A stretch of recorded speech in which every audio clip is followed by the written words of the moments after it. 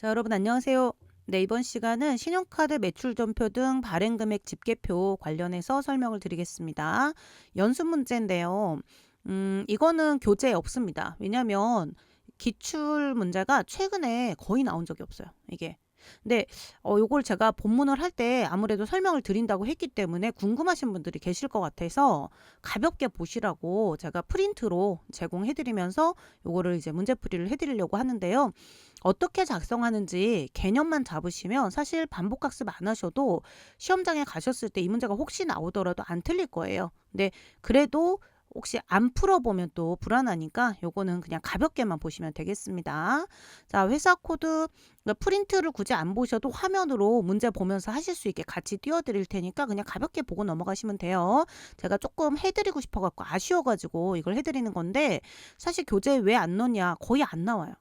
그러니까 시험 문제 거의 안 나오는 것들은 조금 교재 연습 문제로 거의 뭐 10년에 한 번 나올까 말까 한 문제들이고 나오더라도 전산세무 1급에서 나오는 문제들이라서 수험 목적상으로는 우리가 100점 만점에 99점 맞아야 되는 시험이 아니잖아요. 그래서 약간 효율적으로 정말 제대로 자주 나오는 거 위주로 학습을 하시려면 필요 없는 자주 안 나오는 문제들은 빼놓고 공부하는 게 훨씬 나을 수가 있거든요. 그래서 교재 연습 문제로는 안 넣어놨는데 제가 아쉬워서 그냥 해드리는 거니까 그냥 약간 그냥 편안한 마음으로 보시면 될 것 같아요.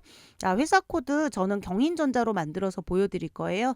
경인전자 이렇게 열어놓고요. 메뉴부터 한번 구경할게요. 제가 교재 본문 실기 본문을 설명드리면서 가볍게 이제 교재 모양으로 보긴 봤는데 감이 안 잡히실 거라서 부가가치 탭에 가셔가지고요. 그 신고서 부속명세의 첫 번째 부가가치 밑에 신용카드 매입 매출이 다 있습니다. 이거는 매입이고 이건 매출이죠. 이건 지난 시간에 연습문제 2-2번으로 했고 이겁니다. 신용카드 매출 전표 등 발행금액 집계표 그냥 줄여서 신용카드 매출 발행 집계표 이렇게 말해버리기도 하거든요. 네, 이렇게 열어볼게요. 자, 이게 입력하는 칸이 문제에서 날짜를 주면 입력하는 칸은 여기예요. 여기. 그리고 중요한 거는 일단 2번 칸에 넣는 거는요. 신용카드하고 신용카드, 직불카드, 김영식 선불카드, 현금 영수증 또 혹시 문제에서 주면 직불 전자지급 수단이라고 주면 그냥 입력을 하시되 여기서 주의할 거 한 가지만 이제 신경 쓰시면 돼요. 두 가지인데 첫 번째는 2번에서 주의하실 거는 여기 입력하는 여러분 신용카드로 결제가 되는 금액은 부가가치세 포함 금액이에요, 제외 금액이에요? 이건 지금 신용카드로 결제된 금액 총액을 입력하는 칸이기 때문에 부가가치세를 포함한 공급 대가를 입력해야 된다. 그게 첫 번째 이제 중요한 포인트고요. 두 번째는 일단 신용카드 매출, 현금 영수증 매출은 묻지도 따지지도 말고 다 입력하세요.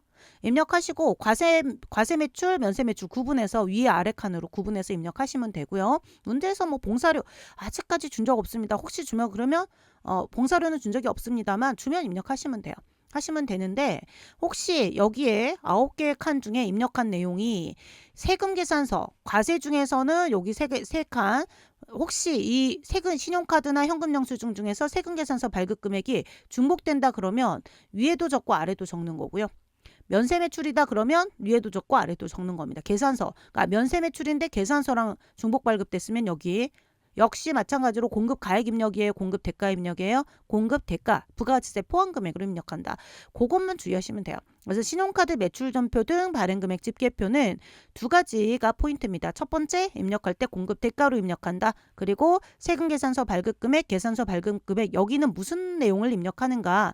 여기에 9개 사실은 정확하게 말하자면 이 봉사료는 거의 안 나오니까 위에 있는 6개의 칸 중에 뭐 실제 시험 문제에서 준다 그러면 뭐 기능적으로는 이 9개의 칸 중에서 혹시 과세 매출 중에서 세금 계산서 발급 금액이 얼마가 있는가 중복되는 걸 여기다 적어주는 거고 면세 매출 중에서 계산서 발급과 신용카드가 동시에 된 걸 여기다가 그 금액만 적어주는 거예요.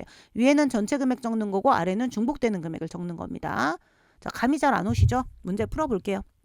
제가 문제를 이렇게 만들어 왔어요. 문제를 만들어 왔고 잠깐 이게 이제 화면이 안 보여갖고 옆에를 클릭했다가 한 거니까 참고하시고요. 자, 신용카드 매출 발행 금액 집계표. 이거 번호는 신경 쓰지 마세요. 자, 다음은 경인전자의 2025년 1기 확정 부가가치세 신고 기간의 자료이다. 10번은 그냥 제가 그냥 별도 문제라고 제목을 바꿔서 드릴 겁니다. 신용카드 매출 전표 등 발행 금액 집계표를 작성하시오라고 되어 있는데요. 전표 입력을 하셔서 가도 되는데 전표 입력은 생략해도 무방하다라고 주면 이 서식 작성만 하시는 거예요. 이게 시험 문제에 나오면 한 3점 정도짜리로 나올 수 있는 문제입니다. 자, 4월 20일 날 거래, 5월 15일 거래, 6월 15일 거래. 자, 일기 확정이니까 날짜는 4월에서 06, 6월 달로 해서 자, 요렇게 하나, 둘, 셋, 넷, 다섯, 여섯, 일곱, 여덟, 9개의 칸을 입력을 하되 여기에 입력한 특히 과세 쪽 3칸, 면세 쪽 3칸 중에서 자, 과세 쪽 3개랑 세금 계산서 발급이 중복되는 게 있다. 그럼 여기다 입력하시고 자, 면세 쪽하고 계산서 발급이 중복되는 게 있다. 그럼 밑에 입력하라는 얘기예요. 그러면 문제를 다시 읽어볼게요. 보면서 하실 수 있게. 자, 4월 20일은요. 제품을 현금으로 제공하고 현금 영수증 받아야 돼요. 자, 현금 영수증. 요거 체크할게요. 현금 영수증. 자, 금액이 공급가액이 1,500에 부가세 150이에요. 여러분, 부가가치세가 있다는 얘기는 얘는 과세라는 얘기죠. 그럼 과세 쪽입니다. 과세. 그리고 현금 영수증이니까 합해서 1,650만 원. 요렇게 입력하시면 돼요. 수기로 입력하는 걸 보여드리고 싶었어요. 됐죠? 그 다음 5월 15일 제품을 인주상사에 납품했어요. 팔았어요. 여러분, 신용카드 매출 발행 집계표는 다 매출이에요. 매입이 있으면 여기 입력 안 하는 겁니다. 이 서식은 매출을 입력하는 칸이에요. 혹시 여러분을 혼란에 빠뜨리기 위해서 여기다가 매입을 줬다. 그럼 매입은 신경 쓰지 마세요. 입력하는 거 아닙니다. 매출만 입력하는 거고요. 납품, 팔았죠? 전자세금, 잠깐만요. 전자세금 계산서를 발급했어요. 그리고 카드 결제를 받았어요. 그러니까 매출을 하긴 했는데 카드 결제가 맞아요. 그러면 얘가 330만 원이 과세 매출이죠. 여기에 330만 원 들어가면서 잘못했다. 330만 원 요렇게 하는데 걔가 세금 계산서 발급이 됐으니까 330만 원 요렇게 입력. 여기 들어가고 여기 들어가고. 자, 순차적으로 하고 있는 거예요. 자, 됐고 3번 6월 15일 제품을 주영전자에 납품하고 주영전자에 법인카드로 결제받았다. 여러분 3번은 세금 계산서 동시에 발급이라는 말이 없죠. 얘는 2번 빼고서는 1번은 현금 영수증만 발급된 거래니까 위에 2번 칸 여기만 입력하시면 되는 거고 자 3번은 세금 계산서만 우리 세금 계산서 말고 카드 결제만 된 거니까 위에 과세 매출 칸에만 입력하시면 되는데 2번이 지금 문제였죠. 2번은 세금 계산서 발급과 구민카드 카드 결제가 중복이 됐으니 얘가 2번 칸에도 넣고 아래쪽 3번 칸에도 넣는 칸입니다.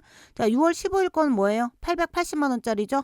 그럼 880만 원하고 330만 원 더하면 이게 1100이고 110이니까 1210만 원. 합해서 1210만 원.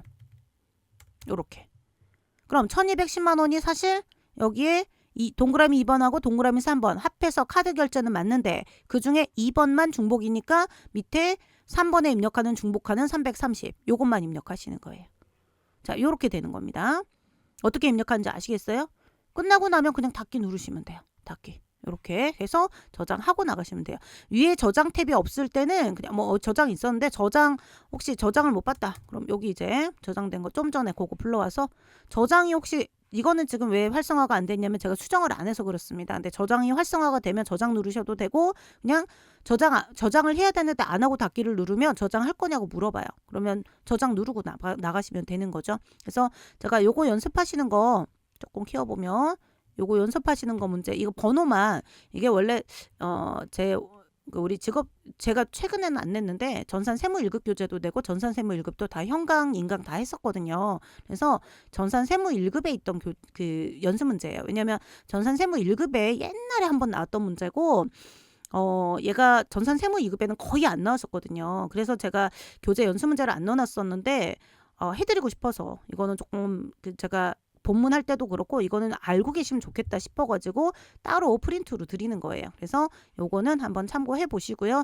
아마 시험 문제 출제 가능성은 신용카드 매출, 매입이죠. 매출 전표 등 수령금액, 수령 명세서가 훨씬 출제 가능성은 높아요. 최근에 나온 적도 있고 그래서 그거 위주로 좀 더 열심히 공부하시면 되고 이건 한번 보시면 절대 안 틀릴 거니까 가벼운 마음으로 보셨으면 마무리가 되겠습니다. 자, 열심히 복습하시고요. 다음 시간에 뵙겠습니다. 수고하셨습니다.